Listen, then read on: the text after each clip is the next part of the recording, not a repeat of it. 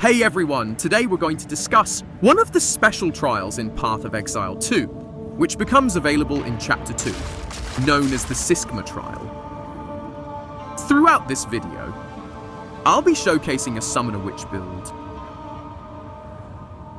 And while we're at it, let's talk about the overall performance of the Witch class in gameplay.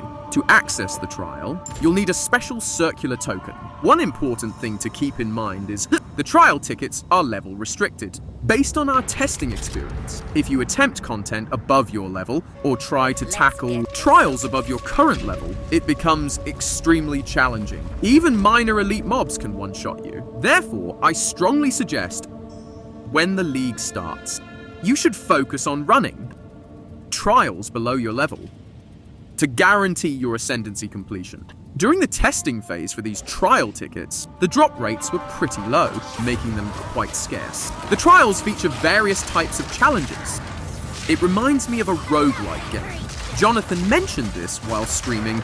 This stage contains 3 portals.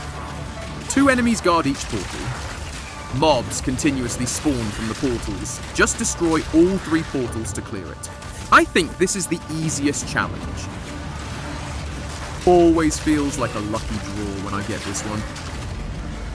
During the Witch skill demonstration, they're just using basic skills here, avoiding complex endgame skill combos, which would make the screen too cluttered. With this silver key, you can, once you clear the first main area and all its subzones, you'll get access to tons of treasure chests. POE1 veterans will recognize this style of zone progression map. So we can preview the next 2 major zones. Let's see what we have here. This helps us plan our path through the game. This path leads to a bronze key, and this one gets you a silver key. However, your and your minions' damage will be reduced by 40%. That's a huge penalty. So it's really up to you which path to take and which rewards to pursue. For this stage, you need to flip the hourglass. During this timed challenge, waves of monsters will spawn and attack you. If you attempt it at your current level, the Siskma Trial, this trial can be really tough. Around 20 seconds in, powerful elite mobs start spawning. If they roll dangerous mods, they can one-shot you. As you can see, this player was playing pretty risky, running all over the place. When I play as a summoner, in this stage, I find a safe spot and let my minions tank the damage. Instead of rushing in myself, which is super risky. See that monster with fire rings? It's a tough elite mob. Good thing it spawned late, so it wasn't much of a threat. sense. Though this player seems high level. Picked up a dungeon key. Choose the next stage path. You'll find a relic fountain here. He picked this fountain. As for the relic, it serves as currency in rogue mode. When you encounter a merchant, you can purchase powerful buffs from them, or remove existing buffs. This current stage is fairly straightforward. Just defeat a few specific elite mobs. However, I've died countless times in stages like this. Those Snake Men's projectiles, for example. If you're around the same level as the content, you'll get one shot. So instant deaths are still possible. In my experience, it's similar to what we'll see later. You'll need to stack Ela rays. These elite mobs, kill them, and you can move on to the next stage.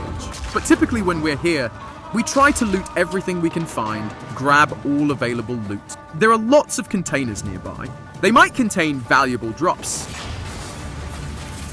These elite hunting stages all look alike, with these maze-like paths.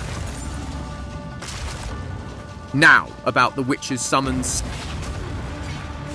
As you can see, in this clip, they're using skeleton archers, starting with warrior skeletons,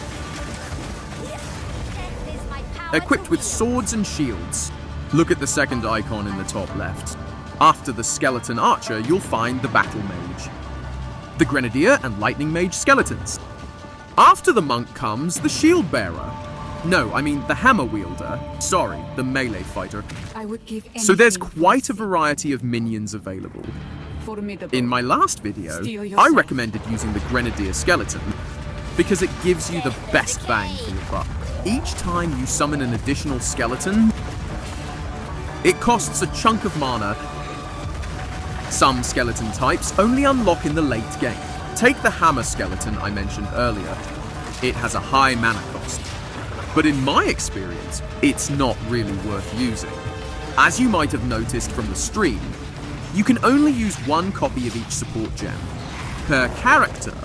For instance, if I use the multiple projectiles gem to enhance my grenade skeleton, with its projectile splitting effect, then my other skeleton types, it's impossible to get that ability, such a powerful support skill. So I'd better focus on grenade skeletons. This means in my minion army, about 80% would be grenade skeletons. This maximizes their potential. But this is just early game analysis. In the late game, more builds and options will be available. We're in the Siskma Trial now. Fighting the first boss. I've been fighting this boss over and over. Pretty straightforward. Here's the summoner. Let's look at their skill set. I'll give you a quick rundown, starting with the Q ability. It lets you sacrifice one of your minions, which buffs all nearby minions. With a significant damage boost. It's a core summoning ability. The W is a bone spear ability. Hitting corpses with it spawns scorpions. As we saw earlier, this skill sees frequent use as well, especially during map clearing. However, in boss fights, no corpses are available, making this skill during boss fights completely ineffective. So, we need to find alternatives. As for the third skill, it's a curse ability. The fourth is an archer skeleton channeling skill. It makes them fire a volley of arrows. The arrows can be ignited by fire damage. The other two skills are chaos-based abilities. One of them is the Contagion skill, which can spread damage between enemies. Now, about these chests. Since we've got the key now, we can unlock that small altar from before and complete our Ascendancy. The character we're watching has already completed their Ascendancy. For first-time Ascendancy, you'll get to choose between two options. Pick one of two Ascendancy paths. He's going for the Hellfire-based Ascendancy path. Speaking of the Hellfire path, it offers multiple build options. In my opinion, it's one of the more interesting Ascendancies. Let me show you. Spending 2 points to unlock the Hellhound. The Hellhound companion. After unlocking it, just activate it in your skill menu. You'll have a permanent Hellhound companion. This beast comes with high HP and damage output.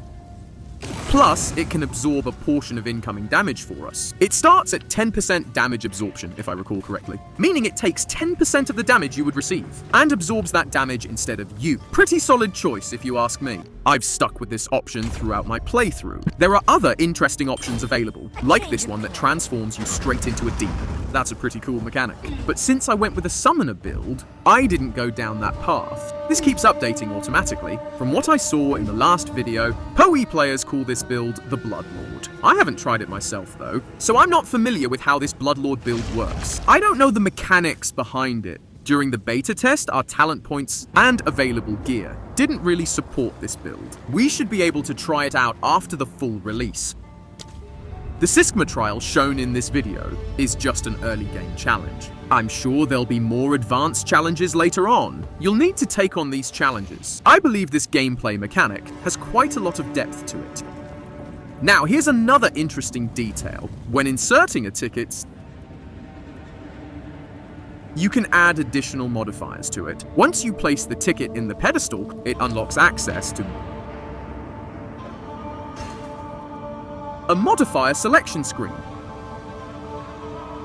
These modifiers come with different effects, such as increasing holy water drops or reduce incoming boss damage. As you can see, these items here, they come in different sizes. You'll need to fit them like puzzle pieces.